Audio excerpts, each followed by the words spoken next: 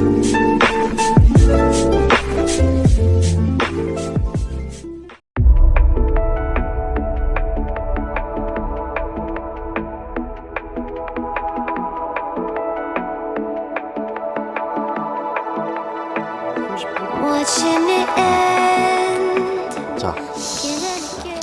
바로 우리 9월 1일에 실시했던 순경공채 2차 시험이죠. 요 풀이를 하기 전에 시험 경향을 얘기를 하고, 어제 우리가 기본 시간에도 조금 얘기를 했었는데 좀 더 세밀하게 왜 요렇게 시험이 나오고 앞으로 우리가 공부를 어떤 방향으로 해야 할 건가에 대해서 간략하게 좀 살펴보고 가겠습니다. 일단은 결정적으로, 특징적으로 이번 시험이 드러나는 게 어휘, 생활영어, 독해, 요 세 가지 영역의 변화예요. 그죠? 시험을 봐서 알겠지만 일단 결정적으로 우리가 파이널 2주 동안 그렇게 준비했던 생활영어가 안 나왔습니다. 근데 3차에는 나올 거예요. 또 앞으로 영역 나오지 말란 법은 없으니까. 어휘 영역은 어떻게 변했냐? 기존에는 문제가 이런 식으로 나왔죠. 자, 다음 빈칸에 알맞은 것을 해놓고 뭐 주어, 동사 해놓고 빈칸 이렇게 나오고 1, 2, 3, 4 이런 문제는 한 문제 또는 두 문제 나오고, 대부분 세 문제, 네 문제는 빈칸보다는 어떤 식이었어요? 여기다 써주고 밑줄 쳐놓고. 그러니까 뭐 찾는 문제였어? 그렇죠. 동의어 찾는 문제였어요. 대부분의 동의어는 항상 내가 강조했듯이 뭐였어? 형용사, 동사였어요. 근데 이 문제가 이제 이런 식으로는 안 나오죠. 그렇죠. 그러니까 이런 문제는 보자마자 이 단어를 아는 사람, 또 보기에 나오는 단어를 아는 사람들은 보자마자 사실 한 5초, 10초 안에 풀 수 있는 문제입니다. 그래서 어휘 영역을 얼마나 좀 심도 있게 공부했느냐가 판가름하는 문제였다면, 이 영역이 이제 어떻게 바뀌었냐. 자, 다음 빈칸에 들어갈 알맞은 것은 해놓고 문장이 절이 3개짜리로 된 문장이 나와요. 그렇죠? 그래놓고 빈칸이 주어집니다. 그래놓고 이 빈칸을 맞추기 위해서 동의어를 찾는 문제가 아니라 뭐요? 전체 문장을 처음부터 끝까지 읽어야 돼요. 그래서 이 문장의 의미에 맞게, 문맥의 흐름에 맞는 단어를 찾는 거예요. 그러다 보니까 전년 요 1차 시험까지 또는 기존의 시험에서는 1, 2, 3, 4번의 요 보기가 수능 수준의 어휘 또는 수능보다 약간 위 수준의, 그죠? 어휘, 대학 수준의 어휘까지도 나왔는데 이번에는 어휘가 대폭 쉬워졌죠. 어휘 실질적으로 보기 어휘는 굉장히 쉬워요. 그런데 요 영역이 익숙하지가 않으니까 많이 틀리죠. 왜? 시간도 오래 걸리고 처음에 10초 안에 풀 수 있었던 문제가 단어는 알겠는데 여기서부터 여기까지 읽어야 돼. 이제 문맥을 잡아야 돼. 문맥을. 그래서 독해를 어떻게 보면 독해의 3분의 1 정도 수준에 되는, 4분의 1 정도 수준에 되는 지문을 주고 흐름에 맞는 단어를 집어넣어야 되니까 당황스러웠을 거예요. 그럼 어떻게 공부해야 되느냐? 내가 항상 강조했듯이 편입영어 또는 대학 대논문 정도 수준에 되는 어휘는 사실은 나중에 건드리고 솔직히 안 건드려도 된다고 그랬어요. 제일 우선순위가 뭐였어요? 고등하고 수능어휘 있잖아요. 이번 보기에 나온 거 우리 어법 말고 어휘 영역을 오답 정리하는 방법 내가 가르쳐 줬죠. 매 시험마다 또는 모의고사를 보고 나서 답이 2번이었어도 1, 2, 3, 4번을 색인을 찾으라고 했어요. 어휘장 맨 끝에, 어휘책 맨 끝에 색인을 찾아서 그 단어를 찾아가면 단어의 관련어, 파생어, 유의어, 반의어가 정리되어 있는 단어장들이 있잖아요. 그럼 그걸 같이 정리하는 게 어휘의 오답 정리라고 그랬는데, 이번에도 요 단어들은 내가 추천하는 뭐 능률부 검언편이나 고필이, 그죠? 아니면 MD북과 수능편 또는 공편토 말고 경선식 선생님 거 수능 수준의 어휘장 찾으면 색인 찾으면 다 나와요. 이번에 출제된 단어들도. 즉 고등 수준 또는 수능 수준의 어휘로 어휘의 수준은 낮아졌지만 시험의 체감 난이도는 오히려 약간 어려워졌어요. 시간도 오래 잡아먹고. 그러니까 공통적인 의견이 어휘부터 시간을 옛날 우리가 연습했던 것보다 조금씩 더 잡아먹으니까 25분 또는 20분 가지고는 영어 20문제를 다 못 읽어 아예. 거기다가 또 이번에는 또 대부분의 수험생들이 형법, 형소법이 어려웠다. 그리고 시간을 많이 잡아먹었다. 해가지고 영어를 다 끝까지 못 봤다. 이런 친구들도 있는데 국사가 제일 먼저 나오고 영어가 그 다음에 나오는 이유가 있어요. 시험지 순서가. 얘네는 공통 과목이어서 조정 점수가 없잖아요. 그러니까 나머지 먼저 풀어놓고 풀다가는 망해. 물론 이제 방법의 차이는 서로 다르겠지만 하여튼 어휘 공부를 이제 어떻게 해야 될지 알겠죠. 예? 고등 수능 수준의 어휘부터 정말 정확하게 짚고 넘어가야 돼. 정확하게. 예? 선영이도 그래서 내가 다른 거 할 필요 없이 제대로 공부해서 고필이만 제대로 하라고 했던 거예요. 그죠? 정확하게. 애매하면 틀려요. 애매하면 어휘는. 어법 영역은 크게 다르지 않죠. 그래서 생활영어는 이번에 안 나왔으니까 말은 하지 않는데 다만 3차에도 또 나옵니다. 3차에 안 나온다는 보장 없어요. 그래서 3차에 우리가 2차 때 대비했던 파이널도 버리지 말고 틈틈이 지금부터 그냥 외운다는 생각하지 말고 그냥 꾸준히 몇 번 더 본다라고 생각하고 늘 공부하시면 되겠고, 독해 영역에 두드러진 점이 일단 몇 개 풀이 강의가 시험 끝나자마자 몇 개 올라오고 동영상도 몇 개 올라왔는데 서로 앞다퉈가지고 내가 적중시켰네 뭐 어쨌네 해가지고 내가 몇 번 들어가서 봤어요. 근데 풀이 강의를 봤더니 이번 난이도 독해 난이도 이렇게 해놨더라고. 그래놓고 자기가 문제 세 문제 적중 해가지고 지문 적중된 지문 해가지고 인터넷에 이렇게 올려놨더라고요. 이거 뭐예요? 내가 글 도둑 입네 하고 자기가 인정하는 거예요. 이 적중 지문 다 뭐예요? 내가 출처를 다 찾았어요. 에? 다 찾아냈어. 독해 난이도 아닙니다 이번에. 그죠? 독해 난이도는 중 또는 중상인 지문이 몇 개 나왔어. 전체적인 난이도로는 중한데 몇 개 지문. 요 지문이 왜 어렵게 느껴졌고 어려웠냐? 첫 번째로 우리가 기존 시험보다 문장의 길이, 그러니까 문장의 개수가 더 많이 나와서 지문의 길이가 길어졌어요. 그쵸? 지문의 길이가 길어졌고, 그 다음 이 독해의 출처가 이전에는 EBS 교재, 특히 고3 EBS 교재에서 한 문제 나올까 말까 했었어요. 한 문제 나올까 말까 그랬는데 이번에는 출처가, 내가 먼저 출처를 여러분 나눠준 거에도 적혀 있지만 확실한 출처를 찾은 것만 좀 얘기를 해주면 12번 같은 경우는 인터넷 디스커버리 뉴스에서 출처고, 13번은 2014년 고3 수능 완성이에요. 13강 3번. 내가 번호까지 다 찾았어. 굉장하지 않습니까? 그리고 14번은 2016년 EBS 인터넷 수능 독해라고 돼 있죠. 16강에 2번. 인터넷 수능이 고3 교재예요. 고3 교재. 그 다음 15번도 EBS 수능 완성, 2014년 수능 완성. 요것도 역시 고3 교재입니다. 고3 교재. 16번? 요거는 이제 책에서 낸 거고, 책에서, 다른 책에서 낸 거예요. 17번도 역시 뭐예요? 2017년 EBS 수능 특강 26강 2번, 3번. 수능 특강도 역시 고3 교재예요. 18번. 요거는 출처 내가 안 적어놨네. 18, 19번에. 그죠? 그 다음에 20번의 출처 2013년 고3 6월 평가원 모의 40번. 2013년 요렇게 써 있는데 2013년에 출제된 게 아니라 2013년도에 대학생이 되려고 수능을 보는, 그러니까 2012년 6월 평가원 문제예요. 요것도 번호까지. 모의고사, 6월 모의고사, 평가원에서 낸 6월 모의고사 40번. 출처 다 찾았잖아. 두 문제 빼고. 그죠? 근데 금방 여러분이랑 같이 출처를 살펴봤는데 자꾸 반복되는 게 뭐예요? 출처. EBS죠, EBS. 그래서 어려웠어. 원래 EBS에서 하나 나올까 말까 했는데 EBS에서 이번에 5문제가 나왔고, 그 중에 한 문제는 고2야, 고2. 고2 출처고, 고2 올림포스 독해라는 고2 독해책이 있어요. 근데 나머지 4문제가 다 금방 확인한 대로 뭐예요? 고3 책이에요. 그리고 2018년도는 문제는 없죠. 그러니까 지금 현행 시중에 배포되어 있는 EBS 문제집에서는 안 내요. 근데 어디서 낸 거예요? 2016년, 2017년, 좀 멀리는 2013년까지, 2014년. 그래서 약간 그러니까 항상 내가 얘기했잖아. 5년, 요 5년 주기라고. 예?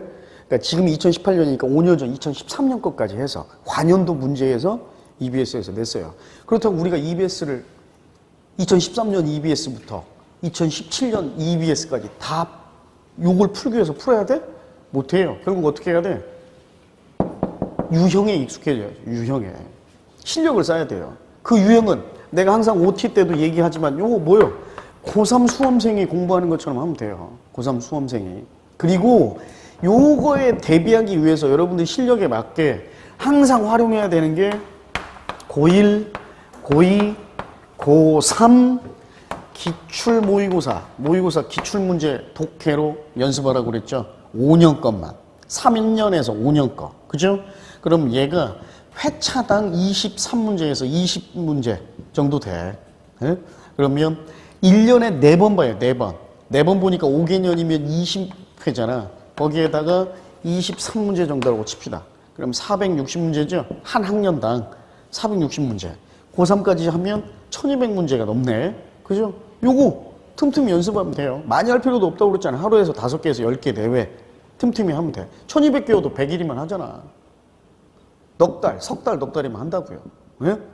요렇게 해놓고 고3까지 올라가면 충분히 풀 수 있어요.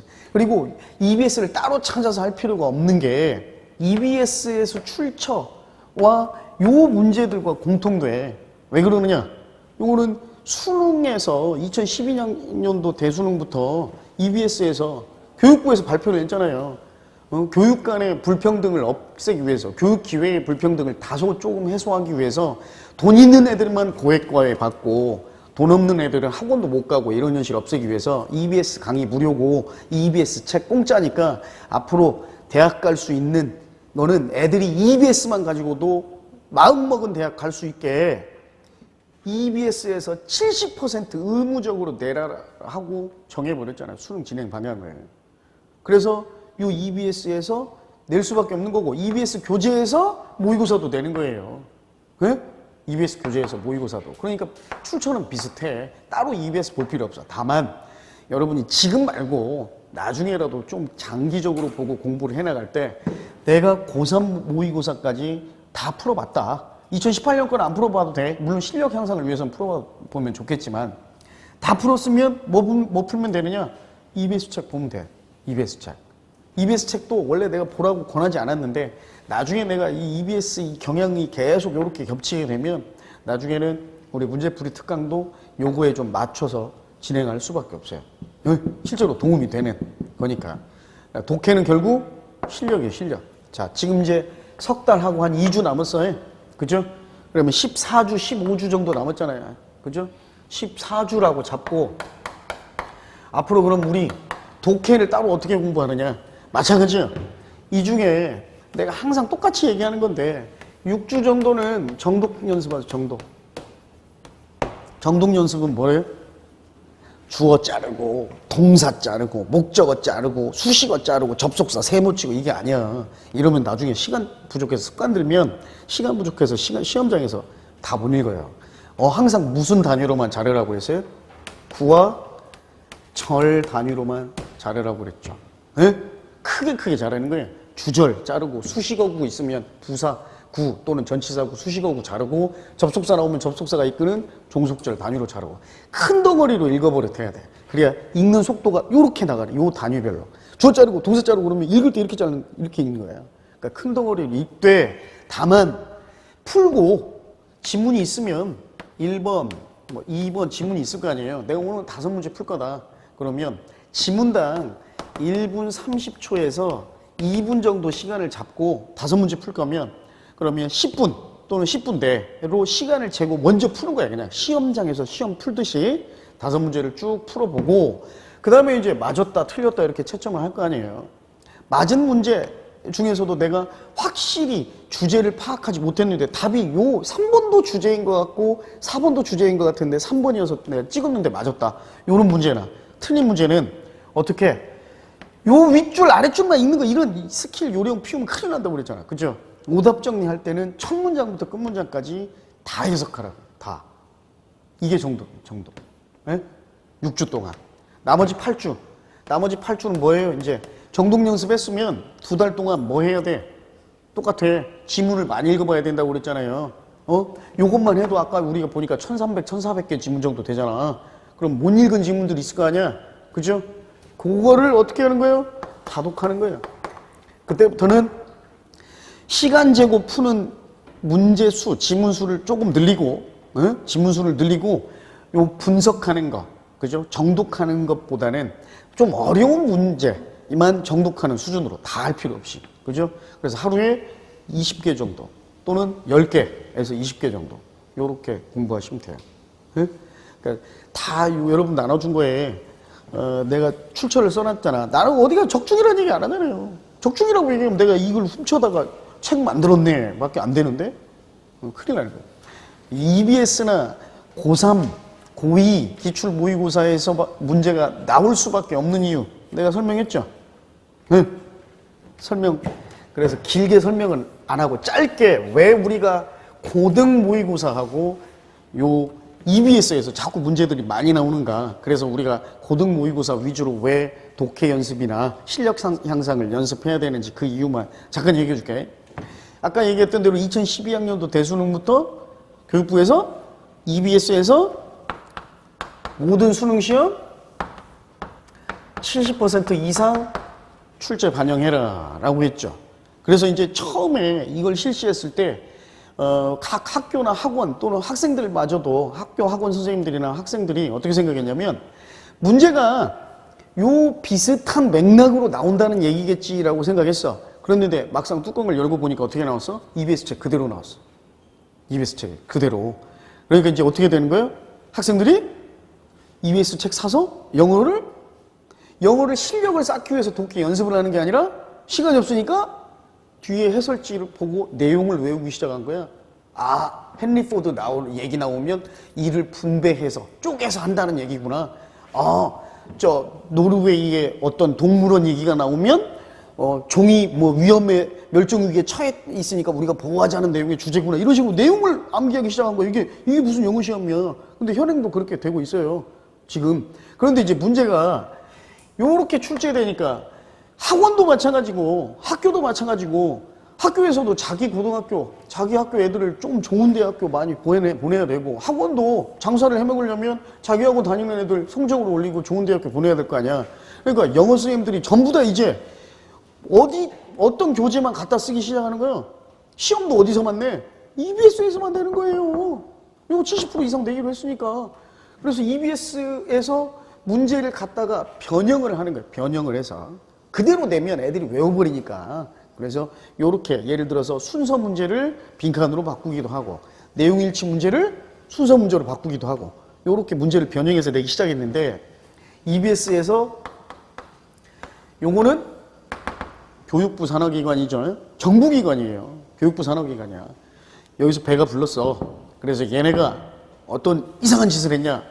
야! 이 새끼들이 이거 보니까 학원이든 학교든 공교육이든 사교육이든 EBS 책으로만 연락이 보고 있네? 우리가 이제 짝 먹고 있네? 야, 근데 니네 우리 책에서 시험 문제 내고 지문 가져다 쓰는데 왜 우리한테 저작권료 안 내? 앞으로 니네 시험을 내든 뭘 하든 우리 지문을 그대로 복사하든 변형을 해서 내든 출처가 EBS 지문이면 저작권료 다 지불해라 하고 저작권료 소송을 걸기 시작합니다. 네? 저작권료 소송을 걸기 시작해요. 근데 여기에 당하고 가만히 있을 선생님들이 아니죠. 영어 선생님들이 아니잖아요. 학교 선생님들, 학원 선생님들이 나중에 요거에 힘을 한 대로 뭉쳐서 EBS에 맞서기로 해요. 저작권료 우리 못 내겠다. 그래서 어떤 방식으로 맞서냐. EBS 이 교재에 나온 지문의 원출처를 다 찾기 시작해요. 다 찾기 시작해. 니네가 지금 이 EBS 지문에 대한 저작권을 요구했는데 원저작자가 니네 맞아? 하고 다 찾아보는 거예요. 찾아봤더니 대부분 해외 포럼이나 게시판 아니면 유명한 사이트나 아니면 논문, 해외 논문에서 발췌를 해다 냈는데 얘네가 요 사람들이 원저작자한테 저작권료를 지불하지 않고 갖다 쓰기 시작한 거예요. 그러니까 이 선생님들이 어떻게 한 거예요?